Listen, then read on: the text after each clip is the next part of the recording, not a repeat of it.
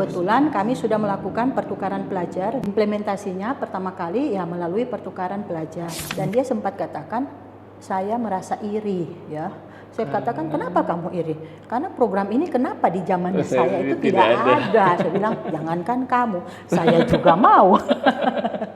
Siswa akhirnya dia belajar bagaimana cara dia mengatur waktunya supaya bisa menyelesaikan modul tersebut. Ada beberapa mahasiswa yang mengatakan, sesudah saya mengikuti satu BKP misalnya, saya ikuti pertukaran pelajar, semester berikutnya saya ingin ikut lagi.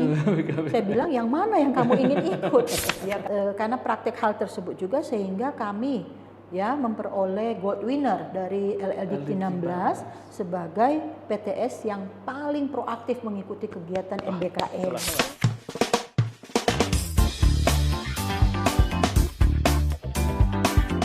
Halo Sobat Merdeka, bertemu lagi dengan saya Niki Prastomo dari Kampus Merdeka Mandiri di Talkshow Kampus Merdeka. Di kesempatan talkshow kita kali ini, kita kehadiran tamu dari jauh nih, dari Universitas Katolik atau Unika de la Salle Manado. Kita kehadiran Wakil Rektor 1 Bidang Akademik dan Kelembagaan, Ibu Debbie Paseru. Bu Debbie, selamat datang di Talkshow Kampus Merdeka. Apa kabarnya Ibu? Kabar baik Pak Niki. Sehat Bu? Sehat. Ini jauh-jauh dari Manado ya Bu ya? Iya. Baik Bu Debbie, dalam hal ini talkshow kita akan banyak membahas mengenai praktik baik MBKM.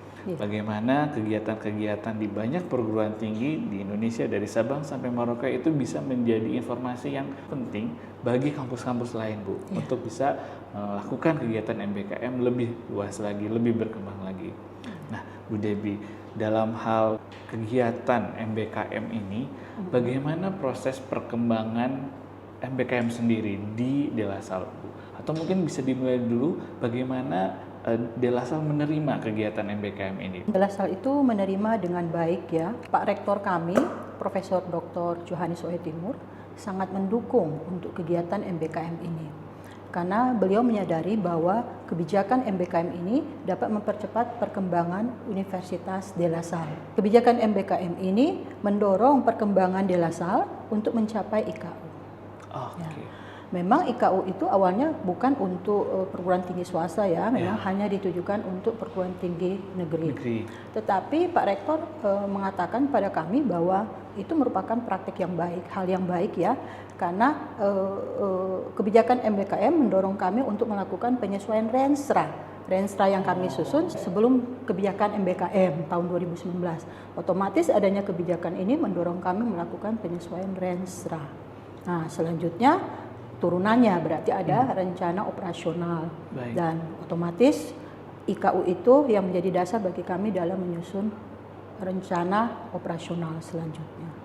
Jadi keberadaan MBKM dilihat sebagai sesuatu perubahan, namun juga memberikan banyak manfaat gitu ya Bu ya kepada kampus di sini. Betul.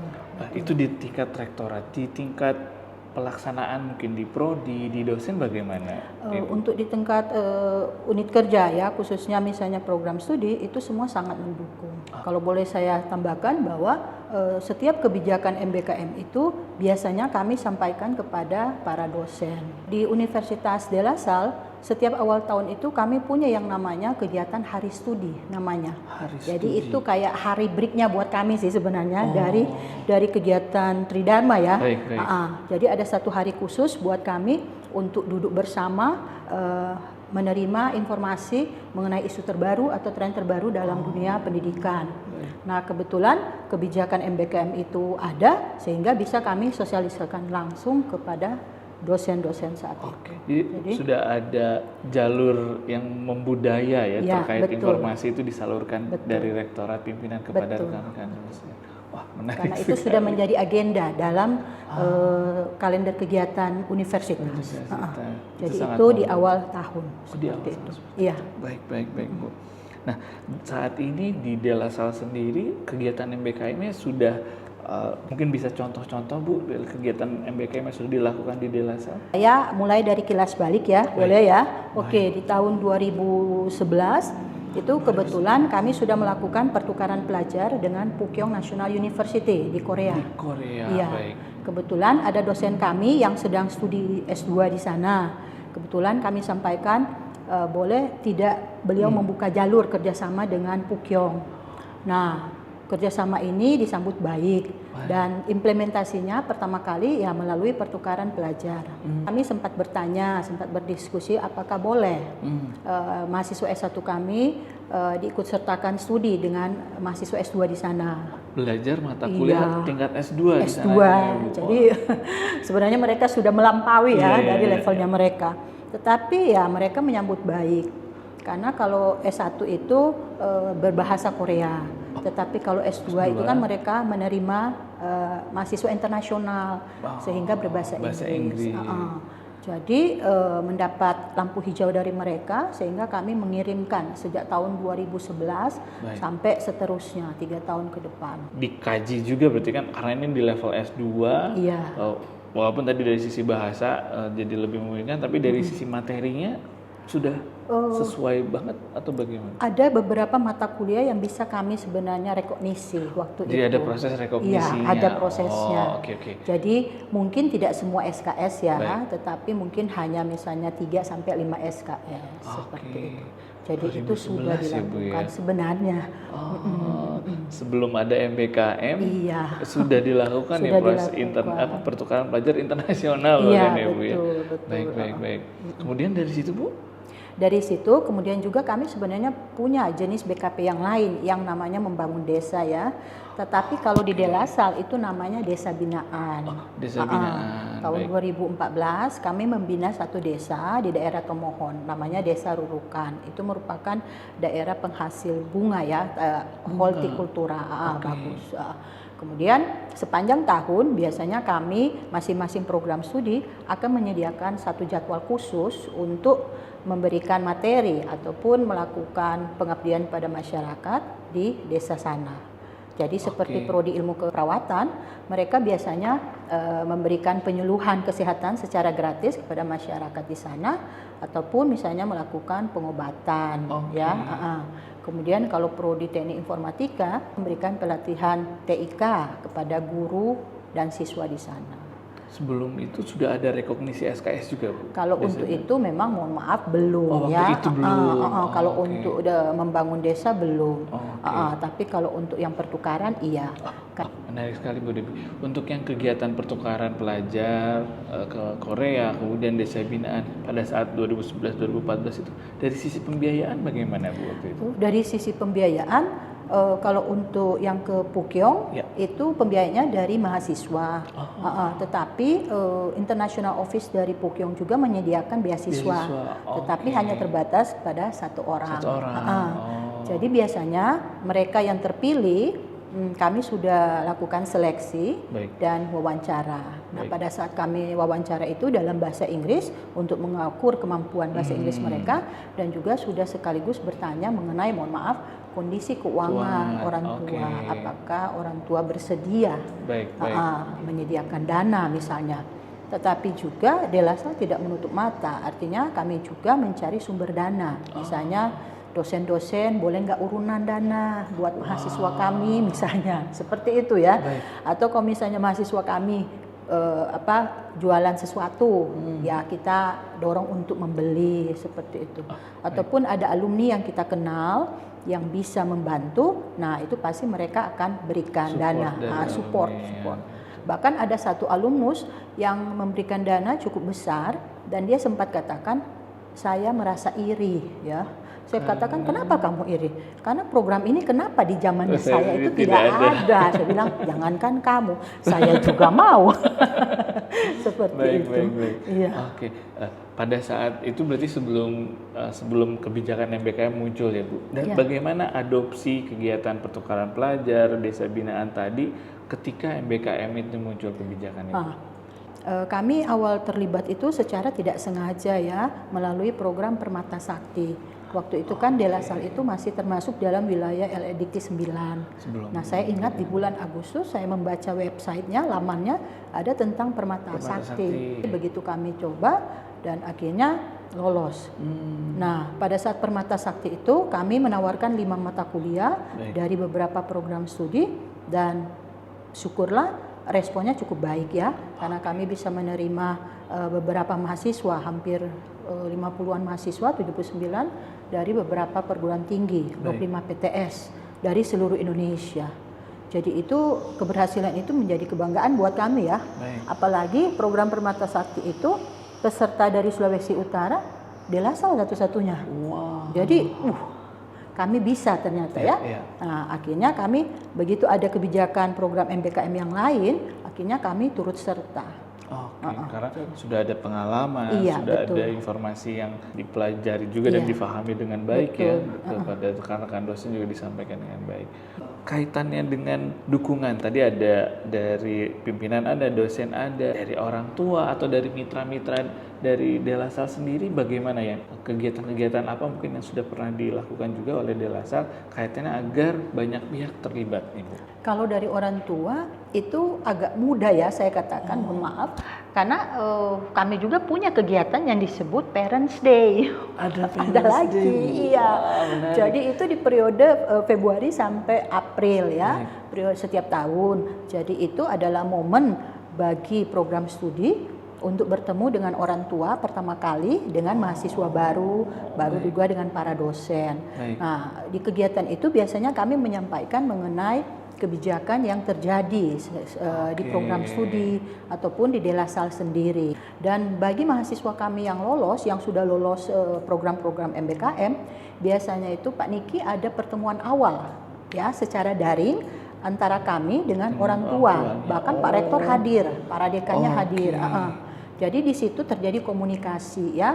Mereka bisa bertanya jawab dengan kami mengenai keprihatinan mereka mungkin dengan kegiatan anaknya. Jadi dengan ada pertemuan awal itu kami mencoba ya menjawab semua kekhawatiran yang ada seperti itu. Dan selanjutnya setiap 1 atau 2 bulan sekali setelah kegiatan itu berlangsung, biasanya kami ada pertemuan daring kembali untuk memantau ya perkembangan anaknya selama di sana. Orang tua juga hadir, sehingga kalau misalnya orang tua ada kesulitan, biasanya bisa langsung berkomunikasi dengan kami.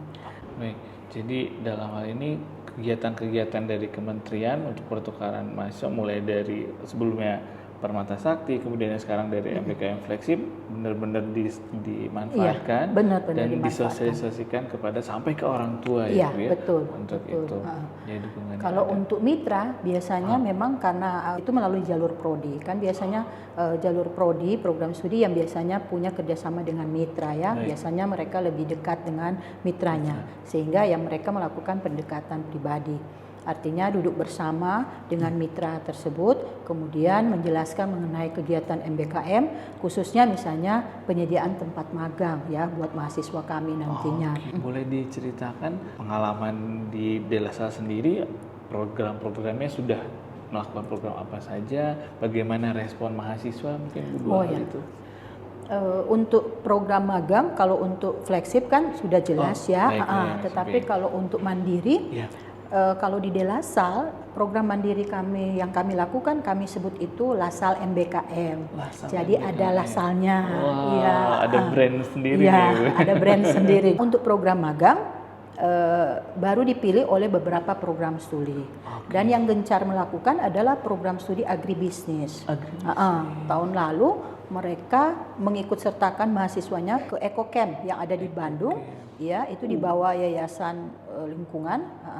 Kemudian ada juga mereka mengirimkan mahasiswa ke Dinas Pertanian Kota Bitung. Kalau yang misalnya di EcoCamp ini, mahasiswa diajarkan mengenai cara melestarikan lingkungan hidup. Jadi mereka selama 1 semester di sana, mereka akan tinggal di tempat EcoCamp tersebut, kemudian ya diajarin praktek, kemudian juga ada workshop, ada diskusi, ada misalnya kasus yang harus mereka pecahkan seperti itu. Dan respon dari mahasiswa yang kembali adalah sangat bagus, sangat luar biasa. Karena ada salah satu mahasiswa mengatakan begini, saya kalau di rumah selesai makan piring dibiarkan, katanya seperti itu. Tapi setelah pulang dari EcoCamp, orang tua sampai kaget karena kok anaknya jadi rajin. Artinya sesudah selesai makan piring dicuci bersih dan ditaruh. Ada karakter yang terbentuk ya Bu ya betul. dengan pengalaman mereka di luar Manado ini ya gitu. Jadi itu memang hal yang baik ya. Sedangkan kalau di Kota Bitung itu fokusnya pada urban agriculture. Kota Bitung itu sebenarnya kota pelabuhan ya, jadi bisa dibayangkan bahwa sebenarnya agriculture kurang di sana. Betul. Tetapi karena mungkin halaman penduduknya cukup kosong, yang halaman kosongnya cukup banyak, sehingga dari tahun 2021 wali kota saat itu mencanangkan Bitung sebagai Bitung Organic Urban Farming. Dan itu berhasil, sehingga dari Prodi Agribisnis mengutus mahasiswa ke sana untuk mempelajari tentang urban agriculture selama tersebut. 1 semester. Betul, selama 1 semester. Ini inisiasinya dari yang ke Ekopark atau yang ke Bitung dari Prodi Bu? Iya, dari Prodi. Wow. Karena kalau di Ekocamp ada salah satu dosen yang sudah pernah mengikuti kegiatan Ekocamp beberapa tahun sebelumnya. Dan menurut dia itu baik ya. Karena eco sustainability juga menjadi peminatan dari program studi tersebut. Jadi proses desain, rekognisi dari desain awal sampai rekognisi dilakukan oleh Prodi untuk ini Bu. Baik, menarik sekali. Untuk program studi lain saat ini sedang mengembangkan juga ke arah seperti itu? Untuk program studi lain untuk program studi ilmu hukum misalnya mereka akan mengirimkan pertukaran mahasiswa ke Universitas Brawijaya Malang dan Universitas Airlangga rencananya. Sedangkan kalau program studi yang lain sebelum-sebelumnya sudah melakukan pertukaran, tetapi memang masih terbatas kepada perguruan tinggi yang ada kerjasama dengan Universitas De La Salle. Betul. Dan di De La Salle sendiri ada unit kerja khusus untuk kemitraan tadi Bu? Ada, namanya unit kerjasama. Unit kerjasama. Jadi unit kerja tersebut yang akan menjalin kerjasama dengan calon-calon mitra ya, seperti itu. Dan kesempatannya itu diambil oleh Prodi untuk dikembangkan menjadi sebuah implementatif project ya Bu ya? Iya, betul. Sangat menarik Bu. Kaitannya dengan kegiatan-kegiatan tadi, apakah ada kolaborasi dengan perguruan tinggi yang di sekitar wilayah 16 ya Bu ya, di Gorontalo dan Sulawesi Utara? Betul. Tetap ada. Yang pertama kami melakukan kerjasama dengan salah satu universitas swasta di Kota Mobagu ya. Mereka melakukan pertukaran mahasiswa secara luring kepada kami, ada sekitar 14 mahasiswa. Kemudian kami juga melakukan pertukaran secara daring dengan program studi teknik industri yang ada di sana. Karena program studi teknik industrinya De La Salle kebetulan mendapat bantuan pembelajaran daring kolaboratif ya, jadi itu dimanfaatkan. Kemudian 2022 ya kalau nggak salah ada salah satu universitas di Palu yang datang ke De La Salle untuk menanyakan kiat-kiat apa sampai De La Salle itu sering sering sekali disebut-sebut gitu ya. Mohon maaf kami itu punya WA group untuk pimpinan LLDT 16 ya. Jadi biasanya Pak Kalem itu kalau ada yang menang atau ada yang lolos hibah misalnya pasti diumumkan. Jadi perasaan kok De La Salle melulu gitu ya. Jadi langsung jadi itu menjadi praktek baik sehingga memang dijadikan kayak studi banding ya untuk salah satu PT. Kemarin juga saya baru menjadi narasumber di salah satu universitas juga di Manado karena mereka bertanya mengenai cara penyesuaian kurikulum yang terkait dengan MBKM. Mungkin kalau soal kurikulum tadi praktik baik di De La Salle itu seperti apa Bu yang mungkin tadi bagi ilmunya kepada rekan-rekan PTS? Yang kami lakukan adalah kami sampaikan bahwa memang tahun 2021-22 itu kan memang semua program studi De La Salle melakukan peninjauan kurikulum. Nah kebetulan pada satu prodi yaitu prodi manajemen memperoleh bantuan penyusunan kurikulum disesuaikan dengan MBKM. Baik hibah dari kementerian itu ya? Betul, dari kementerian. Jadi prodi tersebut akhirnya menularkan hal tersebut kepada prodi yang lain. Karena di De La Salle prinsipnya misalnya kalau satu program studi memperoleh bantuan, biasanya itu kalau boleh semua juga mendapat manfaat seperti itu. Jadi mulai dari situ. Iya, dari situ sehingga kami sampaikan bahwa proses penyusunan kurikulum kami seperti ini. Oke. Jadi itu sudah termasuk kami sampaikan mengenai kendala-kendala yang kami hadapi. Karena kan setelah melakukan MBKM mulai dari Permata Sakti itu kami mendapat pengalaman cara mengenai rekognisi SKS ya. itu seperti apa? Dari Bu Dewi sebagai Wakil Rektor bidang akademik dan kelembagaan, melihat MBKM ini setelah mungkin 4 tahun ya Bu ya, 4 tahun ini, apa manfaat yang diperoleh De La Salle Bu? Jadi seperti mahasiswa kami yang mengikuti program MSIB atau khususnya studi independen. Itu kan sebenarnya adalah pembelajaran mandiri yang harus dia lakukan, di mana diberikan modul dan modul itu harus diselesaikan dalam 1 semester. Nah, mahasiswa akhirnya dia belajar bagaimana cara dia mengatur waktunya supaya bisa menyelesaikan modul tersebut. Mahasiswa yang keluar mendapat pemahaman baru bahwa di luar De La Salle cara belajarnya seperti ini. Mungkin ada yang sama, tapi ada juga yang berbeda. Bahkan ada beberapa mahasiswa yang mengatakan sesudah saya mengikuti satu BKP misalnya, saya ikuti pertukaran pelajar, semester berikutnya saya ingin ikut lagi. Saya bilang yang mana yang kamu ingin ikut? Dia katakan ingin ikut magang. Saya bilang setuju karena kan itu menjadi juga pengalaman baru, berbeda dengan pengalaman pertukaran pelajar seperti itu. Jadi selama ini kami menganggap hal itu cukup bermanfaat ya, karena praktek hal tersebut juga sehingga kami ya memperoleh gold winner dari LLDT 16 sebagai PTS yang paling proaktif mengikuti kegiatan MBKM. Terima kasih banyak Pak Niki. Iya.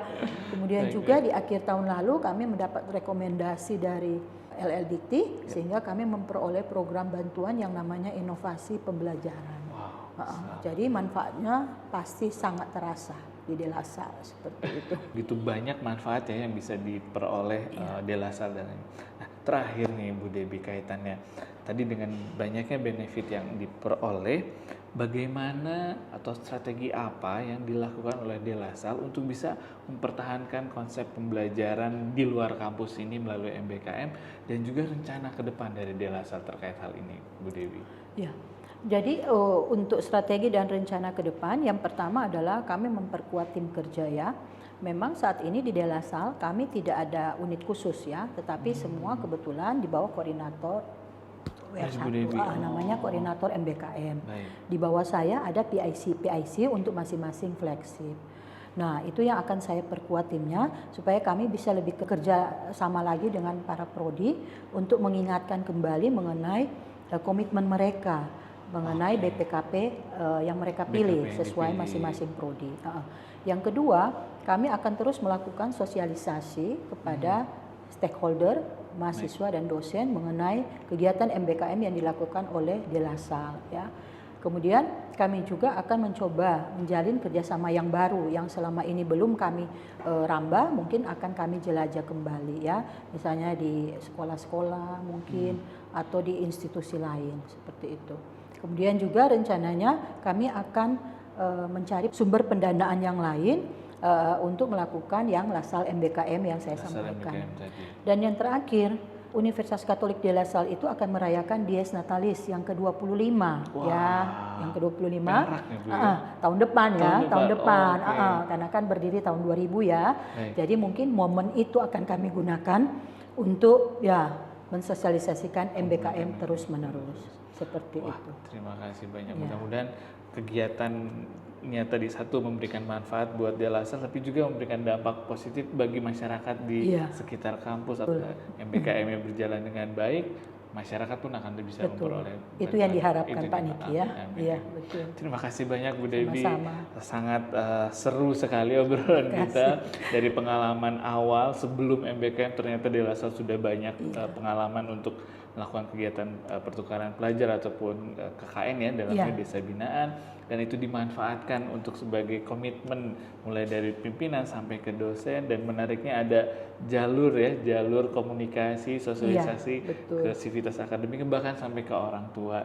Sukses terus Bu Dewi untuk De La Salle dan juga untuk Ibu, semoga terus memberikan manfaat bagi banyak pihak. Terima kasih Bu Dewi. Terima kasih Pak Niki. Baik Sobat Merdeka, demikian diskusi kita di Talkshow Kampus Merdeka bersama Bu Debbie dari Universitas Katolik De La Salle Manado. Semoga Sobat Merdeka bisa serap dan juga nanti bisa diimplementasikan lebih jauh lagi. Sekian Talkshow Kampus Merdeka kali ini, kita bertemu lagi di Talkshow mendatang. Bergerak bersama, Lanjutkan Merdeka Belajar.